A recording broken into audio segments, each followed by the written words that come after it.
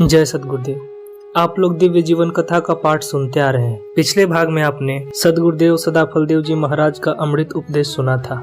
इस भाग में इसके आगे का पाठ आप लोग जरूर सुने। जय सद्गुरुदेव।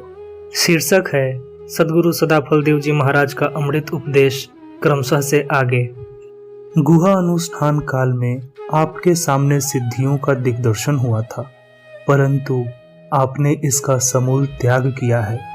पूर्ण गुरु मिलने के प्रथम कितने कितने हजार मंत्रों का जाप कर मंत्र योग को सिद्धि करते थे और इसके लिए प्रयत्न भी करते थे, परंतु आगे पूर्ण भेद प्राप्त होने पर इस विषय माया जाल से असंग हो एकमात्र भजन योगाभ्यास प्रभु प्राप्ति में संलग्न हो गए।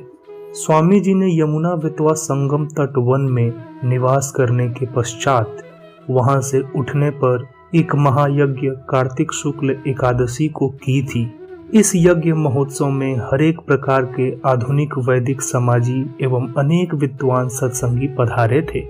स्वामी जी की अध्यक्षता में 2 दिन यज्ञ महोत्सव और प्रवचन हुआ। तीसरे दिन पक्षपात के कारण उपस्थित सर्वमता अनुयायी अपने अपने सिद्धांत की पुष्टि समर्थन करने लगे। सभा में तर्क वितर्क सुन स्वामी जी ने सब लोगों को सदुपदेश तत्व ज्ञान दे अध्यात्म विषय पर प्रभावशाली भाषण दिया और सब लोग आपकी वाणी श्रवण कर आपकी प्रतिष्ठा सम्मान प्रदान कर जय जयकार करके आपका यशोगान करने लगे। उस समय वांदा हमीरपुर फतेहपुर में सद्गुरुदेव के अनुयायी विशेष हुए जो आपसे सतमार्ग की शिक्षा ले प्रभु भक्ति सतपथ पर चलने लगे। वहां से श्री सद्गुरुदेव जी चित्रकूट आ गए और प्रयाग त्रिवेणी होकर बलिया वृत्तिकूट आश्रम पर चले आए। आगमन सुन सत्संगी प्रेमियों की बड़ी भीड़ हुई। प्रतिदिन आप सायंकाल गुहा से निकल योग शास्त्र का उपदेश करते थे और जिज्ञासु सत्संगी की कथा श्रवण कर आध्यात्मिक लाभ उठाते थे। इस प्रकार आप वृत्तिकूट की गुहा में निवास कर शाम को सबको आध्यात्मिक उपदेश करते हुए भजन योगाभ्यास में निरत रहते थे। शीर्षक है लक्षाहुति। इसके अनंतर सद्गुरुदेव लक्षाहुति करके जन समाज में ब्रह्म विद्या प्रचार, देश सुधार और परोपकार के कार्यक्रम को लेकर गुहा से बाहर आकर प्रचार क्षेत्र में पदार्पण किया। एक शिलालेख है जिस पर यह अंकित है। शीर्षक है शिलालेख। श्री 108 स्वामी सदाफलदेव जी बीज मंत्र पर लक्षाहुति संवत 1994 विक्रमी अगहन शुक्ल पंचमी बुधवार को प्रारंभ हुआ। इस शिलालेख के अनुसार 1974 में लक्षाहुति हुई थी। हवन कुंड में 1 लक्ष वेद मंत्रों से आहुति हुई और यह वृहत हवन यज्ञ महोत्सव कई दिनों में पूर्ण हुआ। इस विराट यज्ञ की चर्चा यहाँ के प्रेमी सज्जनों के मुख से बहुत सुनी जाती है। इस लक्षाहुति के आसपास ही सद्गुरुदेव बलिया जिले में एक जपवही स्थान है, वहां गंगा के दियर में कुछ मास तक भजन तपस्या की थी। एक दिन सूर्यास्त में जब सद्गुरुदेव गंगा स्नान कर आ रहे थे तब आग लग जाने के कारण उनका न्याय दर्शन उनके पूर्णकुटी के साथ अग्नि में जल गया। इसी बीच में स्वामी जी के शिष्य ब्रह्मानंद की मृत्यु आजमगढ़ जिले के इंदारा के समीप यूसुफपुर कुटी में हो गई। इंदारा के कर्मयोगी संत श्री रामवरण सिंह पर सद्गुरुदेव की कृपा दृष्टि रहती थी। सद्गुरुदेव सदैव आपको विरक्त होकर भजन करने की प्रेरणा देते थे, परंतु आप माया मोह से अलग न रहकर घर में ही अंतिम समय तक साधन अनुराग युक्त जीवन बिताया। यहाँ एक बाग में जिसे सद्गुरुदेव मुक्ति धाम कहते थे, कुछ काल पितामह बाबा स्कंभ मुनि ने महारानी मुक्ति देवी के साथ निवास कर भगवत भजन किया था। स्वरवेद के कुछ अंश की रचना भी यहाँ हुई थी।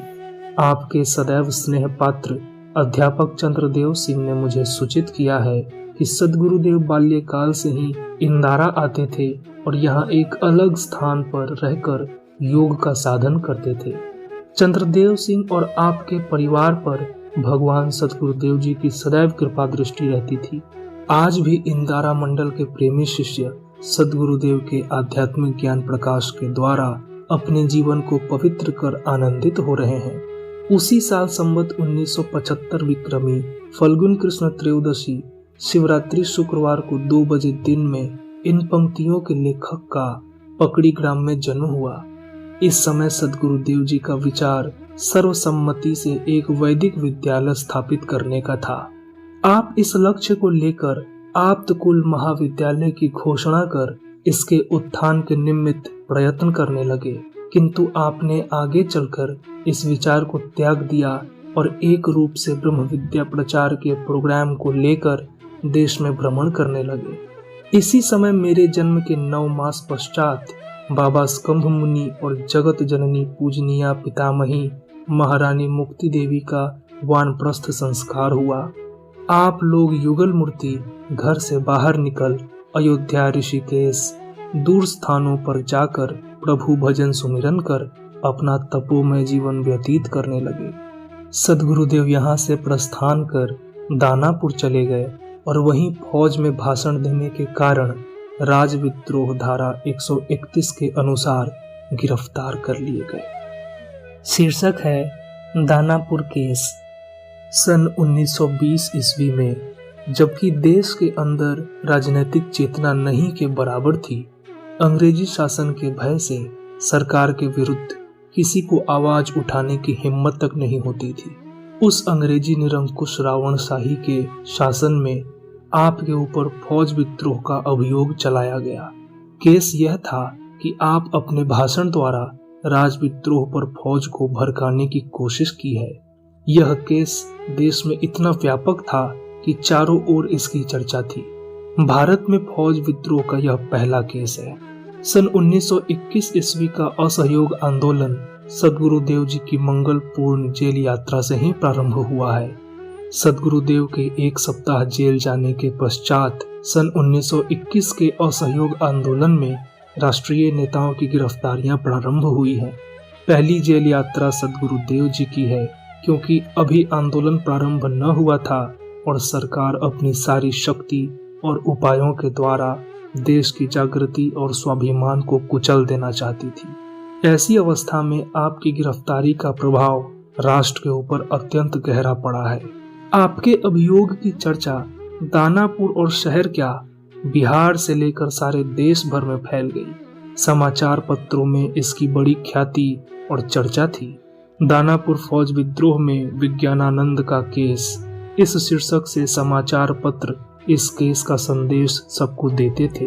आपके वकीलों ने, जो निःशुल्क कार्य करते थे, आपको अनेक उपायों से न्यायालय में असत्य बोलने को कहा, परंतु आप तनिक भी सत्य से विचलित न हुए। वकीलों की लाख कोशिश पर भी आपने केस को स्वीकार कर लिया और वकीलों के कथनानुसार कि आप भाषण पटना नगर में हुआ है, फौज में नहीं, यह कहने से एकदम साफ इनकार कर दिया। इस केस की सफाई में बलिया जिले के अनेक प्रतिष्ठित व्यक्ति और अपना प्रेमी जन समाज दानापुर गया था। सरकार ने इन साक्षियों को व्यय भी दिया था। सरकार को भी काफी रुपया व्यय करना पड़ा। एक बार स्वामी जी के प्रेमी जन आपके केस को लेकर आरा जिले के एक राज्य केस में आए स्वर्गीय पंडित मोतीलाल नेहरू और देशबंधु चितरंजन दास जी से मिलने गए। उन लोगों से पूछने पर यह मालूम हुआ कि इस केस की चर्चा लंदन में हो रही है। मोतीलाल जी ने कहा, मैं लंदन से आ रहा हूँ। इस केस से भारत का मस्तक ऊंचा हुआ है। ब्रिटिश मंत्री ने लंदन पार्लियामेंट में भारत मंत्री मॉन्टेग्यू से दानापुर फौज बगावत के बारे में सवाल पूछा है। अतएव आप लोगों को, जो उनके भक्त प्रेमी हैं, चिंता न रखनी चाहिए। अब तो हम लोग भी जेल में आ रहे हैं। महात्मा जी से हम लोगों की विनती कह देंगे। हम लोग इस केस को जानते हैं। आजमगढ़ जिले के गंगा विष्णु सिंह जी उपदेशक इस मुकदमे में कार्य करते थे। इस केस के पैरवीकार बिहार के एक सम्मानित व्यक्ति थे, जो उस समय वहां के वकील थे। बलिया जिले से सफाई के गवाह बहुत व्यक्ति गए थे, किंतु किसी का बयान न हुआ। अंत में ब्रिटिश राज्य के कठपुतले न्यायाधीश ने विवश होकर फौज विद्रोह धारा 131 के अनुसार 22 दिसंबर सन 1920 ईस्वी को सख्त कैद की सजा सुना दी। श्रेणी 1 सेशन जज पटना, 2 वर्ष सख्त सजा।